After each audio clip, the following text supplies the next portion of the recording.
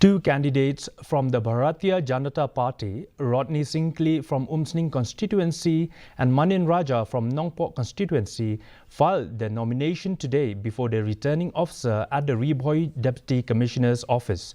Speaking to the media, the candidates emphasized their commitment to protecting tribal rights and stressed the need for key legislation within the Khadc to safeguard the interests of indigenous communities.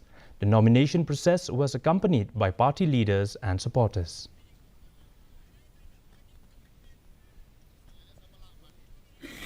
Yarap lepe ba jangga dongri boy namta put sam but nang benta development per apo ga contribution. I'm so happy that at least party has given me to stand for the party for the Nongpok people, and first time our party has coming up with the manifestos. We are trying after winning that border issue also we'll see after discussion with the thing. Then again